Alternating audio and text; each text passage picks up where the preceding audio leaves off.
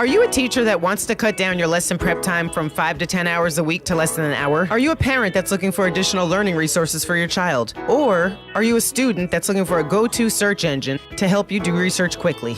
I'm Tammy for Lumos Learning, and in this video, I'm going to show you how to use EdSearch, which is a program of Lumos Learning Step Up. EdSearch allows you to discover new learning resources. You can create and assign customized resource kits, and you can monitor a student's progress in using them.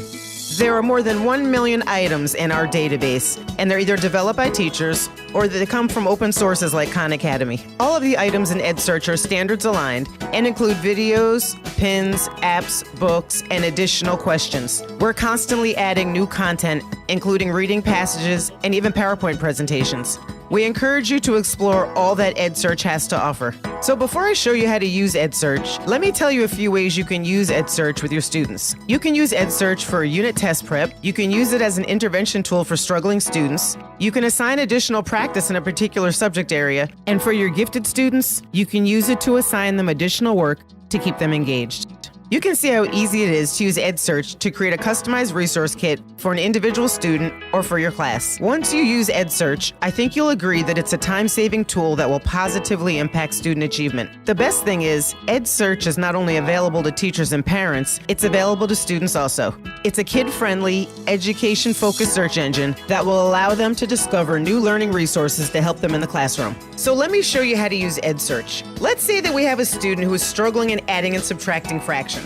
You simply type in adding and subtracting fractions in the search bar, and you'll see it returns almost 1,000 results.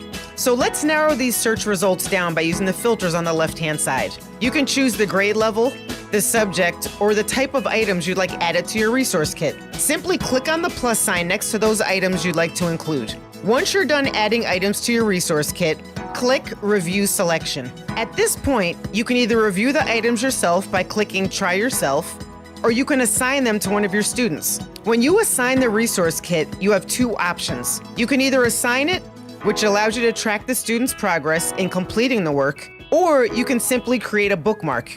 When you create a bookmark, it doesn't allow you to track your student's progress in completing the work, but the student still gets notified of the additional practice. In either case, every single resource kit that you create is saved under your favorites, so you can reuse them as often as needed. For more information on Lumos Learning, visit www.lumoslearning.com. We look forward to working with you to increase student achievement.